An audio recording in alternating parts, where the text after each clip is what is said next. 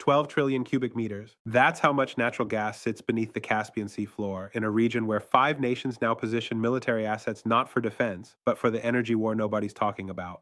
The largest landlocked body of water on Earth just became the next flashpoint that will determine whether Europe freezes or China dominates the energy century. And Washington is losing this one before most Americans even know it started. Your heating bill this winter, the price stability of global energy markets, the entire framework of who controls the resource corridors that keep industrial civilization running, all of it connects to what's happening right now in waters most people couldn't locate on a map. While mainstream coverage obsesses over surface level diplomatic meetings and pipeline announcements, the real story is being written in subsurface drilling rights, naval buildups, and economic agreements that bypass the dollar entirely. If that doesn't get your attention, nothing will. This channel runs on no corporate funding, no government backing, and no advertising pressure telling us what to leave out. The analysis happening here about the Caspian Sea energy war is not happening on mainstream platforms because it requires connecting dots they prefer to keep separate. If you want to understand the resource conflicts reshaping global power before they hit your wallet, hit subscribe and turn on notifications. This goes deep. Let me show you exactly what's happening. The Caspian Sea sits at the intersection of 5 nations: Russia to the north, Kazakhstan and Turkmenistan to the east, Iran to the south, and Azerbaijan to the west. For decades, this was primarily a Russian lake. Moscow controlled the energy infrastructure, dictated extraction terms, and maintained naval dominance through its Caspian flotilla based in Astrakhan. The post-Soviet framework kept the other littoral states in a subordinate position, with energy flowing north through Russian pipelines or not flowing at all. That arrangement held for 30 years. It's collapsing now. Not through military confrontation, but through a carefully orchestrated Chinese energy strategy that's been moving pieces into place since 2013. Beijing identified the Caspian Basin as critical to its Belt and Road Initiative long before Western analysts took it seriously. China's approach was methodical: invest in Kazakhstan's oil infrastructure, finance Turkmenistan's gas fields, build pipelines that bypass Russia entirely, and create energy dependencies that shift the entire region's economic gravity eastward. The numbers tell the story mainstream coverage won't connect. The Trans-Caspian Pipeline project, dormant for 2 decades due to Russian opposition, is now moving forward. This pipeline will carry Turkmen gas under the Caspian Sea to Azerbaijan, then through the southern gas corridor into Europe. The capacity, 16 billion cubic meters annually. That's enough to supply 4 million European homes year-round.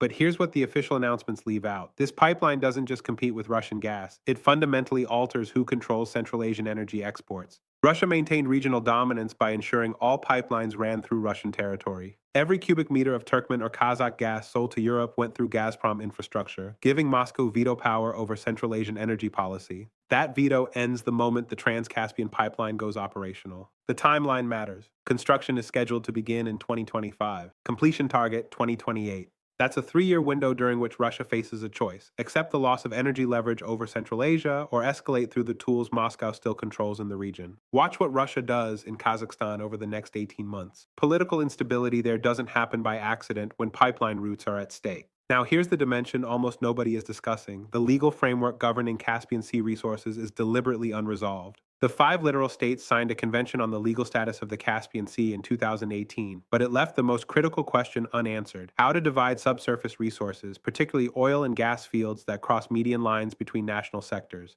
The official position is that resources will be developed through bilateral agreements between affected states. The operational reality is that this creates a permanent state of legal ambiguity, where the strongest economic and military actor can shape outcomes through pressure rather than law. China understood this before anyone else. Beijing isn't a Caspian littoral state, so it can't claim territorial rights. But it doesn't need to. China's strategy is to finance the infrastructure that extracts and transports Caspian energy, creating dependencies that matter more than legal ownership. Kazakhstan's Kashagan oil field, one of the largest discoveries of the last 50 years, required $27 billion in development costs. Chinese state banks and energy companies provided the capital when Western firms balked at the technical challenges and political risks. The result: China now holds long-term supply contracts for Kazakh oil at prices locked in before global markets spiked. Beijing didn't buy the field. It bought the output, which is better. The same pattern is repeating in Turkmenistan. The Galkanish gas field, the second largest natural gas field in the world, sits in Turkmen territory on the eastern shore of the Caspian. Proven reserves 26 trillion cubic feet. The infrastructure to extract and transport that gas,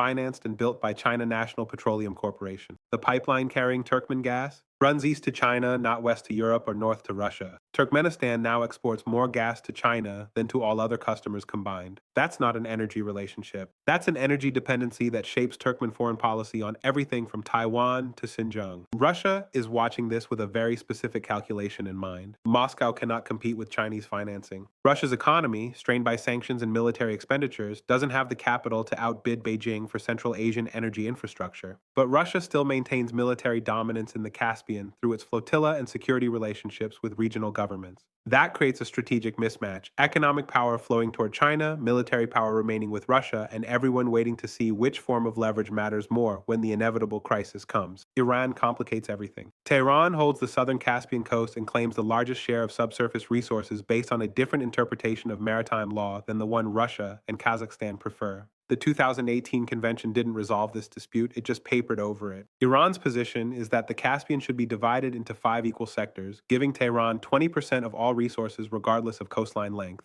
The other 4 states reject this formula. The result is that some of the richest hydrocarbon deposits in the southern Caspian sit unexploited because drilling there means triggering a legal and potentially military confrontation Iran is willing to have. Here's what they're not telling you. Iran is using Caspian energy disputes as leverage in negotiations with Russia and China over sanctions relief and regional influence. Tehran knows Moscow needs Iranian cooperation to maintain any energy leverage over Central Asia. Tehran knows Beijing needs stable Iranian relations to secure its belt and road infrastructure across the Middle East. That gives Iran veto power over Caspian development plans, even though Iranian energy production is a fraction of Kazakhstan or Turkmenistan. It's not about how much gas Iran pumps. It's about how much gas Iran can prevent others from pumping by refusing to settle legal disputes. The United States has no direct stake in Caspian waters, no military presence, and declining influence over regional governments that increasingly see Washington as a distant and unreliable partner. American energy policy toward the Caspian has consisted primarily of supporting pipeline projects that bypass Russia, but without the financing to make those projects competitive against Chinese alternatives. The result is a region where U.S. strategic interests, limiting Russian and Chinese energy dominance, are clear, but U.S. capability to shape outcomes is nearly zero. Europe wanted Caspian gas to replace Russian supplies after 2022. What Europe is getting is Caspian gas controlled by Chinese financing and subject to Russian political pressure. That's not energy security. That's trading one dependency for another. Now let me show you the math that explains why this matters more than another Middle East crisis.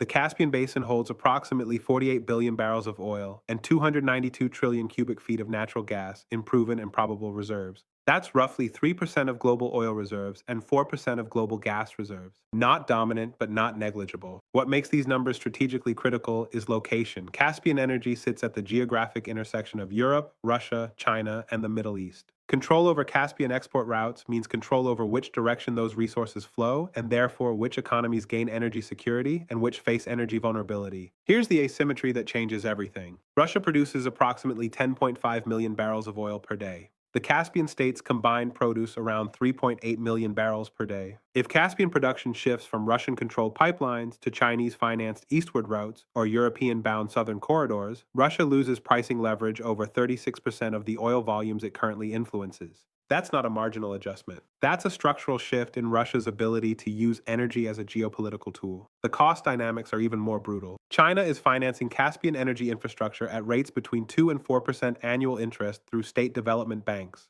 Western financing for the same projects, when available at all, costs between 6 and 9% through commercial markets. Over a 20-year project lifespan, that interest rate differential translates to billions in additional costs that make Western-backed pipelines economically uncompetitive before a single cubic meter of gas flows. Kazakhstan did the calculation. Turkmenistan did the calculation. Both countries concluded that Chinese financing terms are too favorable to refuse, even if accepting them means tilting away from Russia and Europe simultaneously. The replacement cost asymmetry is where this gets painful for the West. The Southern Gas Corridor, which includes the Trans-Caspian Pipeline, requires an estimated $33 billion in total infrastructure investment to reach full capacity. The European Union has committed approximately $3 billion through various funding mechanisms. Azerbaijan is covering another portion. The gap has to come from somewhere, and the only entities willing to fill it are Chinese state banks and energy companies looking for long-term supply contracts. Europe wants the gas. China is financing the infrastructure. That means Beijing will own the leverage even if the gas flows west. Let me show you what this looks like when you zoom out to the civilizational level. The Caspian energy conflict is a microcosm of the broader shift happening across Eurasia. The United States built post-Cold War energy security architecture on the assumption that markets, backed by Western capital and American military dominance, would determine resource flows.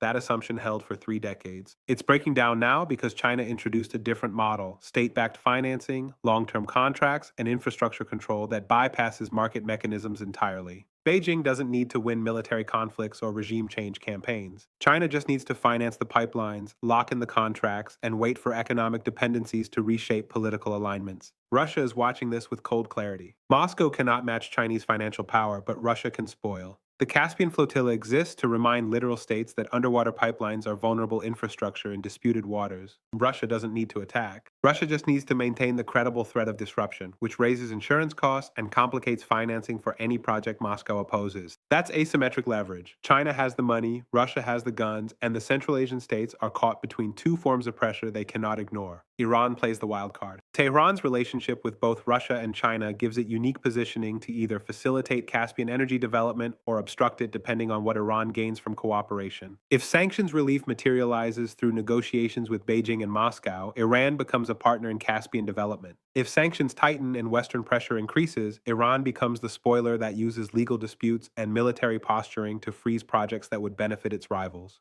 The flexibility to switch between these roles is its own form of leverage that smaller states don't have. The European calculation is the most painful to watch. The entire justification for the Trans-Caspian pipeline and Southern Gas Corridor was to create energy independence from Russia after Moscow demonstrated willingness to weaponize gas supplies. That goal is collapsing in real time. The infrastructure being built will technically carry gas to Europe, but the financing structures mean China holds escalation dominance over whether that gas flows, at what price, and under what political conditions. Europe is building a pipeline to escape Russian energy leverage and ending up dependent on Chinese financial leverage instead. That's not strategy. That's just moving the dependency. The pattern that matters is this: every major energy infrastructure project in the Caspian over the last decade has either been financed by China, blocked by Russia, or stalled by Iranian legal objections. The United States has supported projects rhetorically but cannot compete on financing terms. Europe wants the resources but lacks the capital and political will to secure them independently. The result is a region where the two powers actually shaping outcomes, China and Russia, have interests that sometimes align and sometimes conflict, but neither includes preserving American influence or European energy security. Azerbaijan is navigating this with more skill than it gets credit for.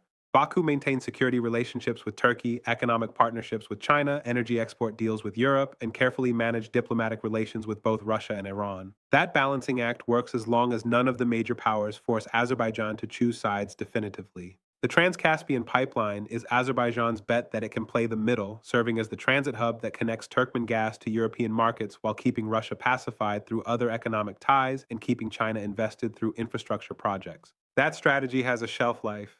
Eventually, one of the regional powers will demand exclusivity, and Azerbaijan will face the choice every Central Asian state is trying to avoid. What changes from this point forward is the assumption that energy resources in contested regions flow toward the highest bidder in an open market. That assumption is dead. Energy is flowing toward the power willing to finance extraction infrastructure, absorb political risk, and maintain presence through economic dependencies that outlast election cycles and commodity price swings. China is built for that strategy. The United States is not. Russia can disrupt but not dominate. Europe can buy but not secure. And the Caspian states are learning that sovereignty over resources sitting beneath your territory matters less than control over the infrastructure that moves those resources to market. Here are my 3 predictions with timelines attached. First, the Trans-Caspian pipeline will face at least one major delay or security incident before 2028, most likely originating from either Russian pressure on Kazakhstan or Iranian objections to subsurface boundary disputes. The project moves forward, but not on schedule, and not without political concessions that dilute European energy security gains. Second, within 4 years, more than 60% of Caspian energy exports will flow eastward to China rather than westward to Europe or northward through Russia. The infrastructure investments Beijing is making now lock in that outcome, regardless of what Europe wants. Third, by 2030, the Caspian Sea will host at least one direct military confrontation between littoral states over subsurface drilling rights, most likely between Azerbaijan and Iran or between Russia and Kazakhstan.